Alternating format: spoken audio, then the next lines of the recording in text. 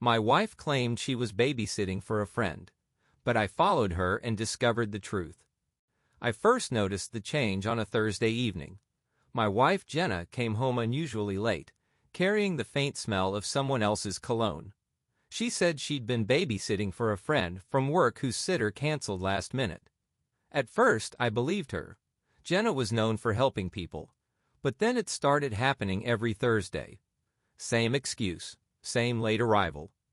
We'd been married for 7 years, and until recently, we were solid. I'm not the paranoid type, but when a pattern forms, you can't help but notice. Every Thursday, she'd put on more makeup than usual, wear a dress she used to save for date nights, and carry a tote bag she never opened in front of me. She'd kiss me goodbye quickly, saying, "Don't wait up, it might be late. Toddlers can be a handful." It was the little things that started eating at me. The one time I offered to drop her off, she immediately declined, saying her friend lived way out in the suburbs and it'd be too much hassle. The next week, I noticed she wore perfume I'd never smelled before. One Thursday, out of curiosity, I asked her what the kids' names were. She hesitated, just for a second, before answering. Something about the pause made my stomach tighten. A couple of weeks later, she slipped and mentioned that her friend's husband had been helping her carry things into the house. But then she changed the subject so fast it was almost comical. I tried to ignore it, telling myself I was imagining things. But then the moment came that I couldn't shake. She left her phone on the kitchen counter while she showered, and a notification lit up the screen, a text from someone named M. It read, "Same time tonight?" I can't stop thinking about last week. My chest tightened. Babysitting wasn't supposed to involve someone thinking about last week. That was when I made my decision. The next Thursday, I'd follow her. No confronting her yet, no accusations, just cold, hard proof. I needed to know where she was really going. That Thursday, I left work early and parked 2 streets away from our house. I watched her leave at 6:15 sharp, wearing the same dress as 2 weeks ago and carrying that mysterious tote. She didn't take the highway toward the suburbs. Instead, she drove toward the downtown district. My hands gripped the steering wheel as I followed at a safe distance. She didn't go to a house. She didn't even stop in a residential area. She pulled into the parking lot of a small, dimly lit building with tinted windows. And a sign that made my stomach flip. It wasn't a daycare. It wasn't a friend's place. It was something entirely different, and the moment I saw who opened her car door, I knew my marriage was about to implode. The next week, I told myself I was overthinking. Maybe Sarah had just been helping her friend. Maybe the call was really innocent. But then, on Tuesday night, she said she had to drop something off at that same friend's apartment. She left with her hair done, a touch of perfume, and her nice coat, not the hoodie she usually threw on for quick errands. My gut twisted. This wasn't normal. I decided to do something I'd never done before in our marriage. Follow her. I waited 5 minutes after she left, grabbed my jacket, and took my car. I kept a few cars behind her the whole way, my hands gripping the steering wheel like I was holding on to my sanity. But instead of turning toward her friend's place, she drove across town to a small strip mall. I parked far enough away not to be noticed and watched as she stepped out of her car. She didn't go into any store. She just stood there, glancing around like she was waiting for someone. A few minutes later, a dark blue SUV pulled up. A man got out, tall, broad shoulders, wearing a baseball cap low over his face.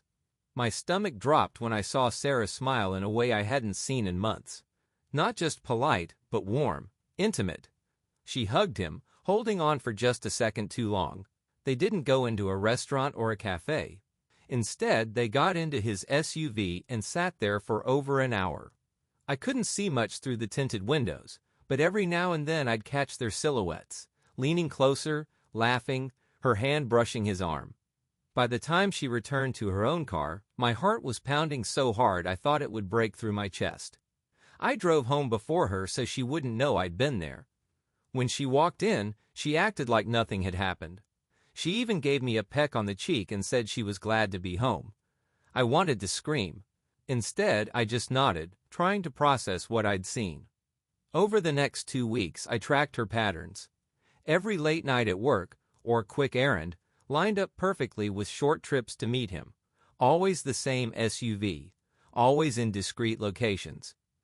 I started taking photos with my phone, each one a tiny nail in the coffin of my trust. The worst was one Thursday evening. She came home smelling faintly of cologne that wasn't mine. She didn't even notice when I went quiet. At that point, I knew I had to act. But confronting her without proof would only give her the chance to lie. I needed undeniable evidence, and I needed it to hit her in a way she couldn't wriggle out of. That's when I made the call, to someone who would help me end this in a way Sarah would never forget. When I confronted her that night, the look on her face wasn't shock, it was relief. She didn't even try to deny it. Instead, she sat down at the kitchen table, almost calm, and said, "I can't do this anymore." Those words. They weren't an apology, they were an admission. She told me the man she was meeting was someone who understood her better. Someone who made her feel alive. And then, as if she was doing me a favor, she claimed she never planned to leave me until I started getting suspicious. That was the moment something in me switched. I realized she wasn't just cheating, she was rewriting our entire history, making me the reason for her betrayal. I refused to let her control the narrative. I quietly told her I had every meeting recorded on video, that I'd already backed up the footage to multiple drives. She laughed, until I pulled up the clip of her leaning into his car, her hands all over him. The color drained from her face. She whispered, "You wouldn't." Oh, I would. But I didn't post it online. I knew exactly where it would hurt her most, her family. They had always seen me as the perfect husband for their daughter, and she loved that image. The next morning, I arranged a family brunch. When everyone arrived, I simply connected my laptop to the living room TV and pressed play. No yelling, no speeches, just 30 seconds of footage. The silence in that room was heavy enough to crush a person. Her father stood up without saying a word and left the house.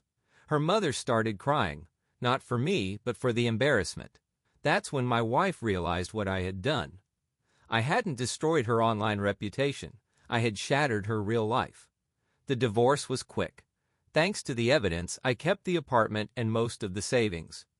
She tried to fight, but her family wouldn't fund her legal battle. They knew she'd lose.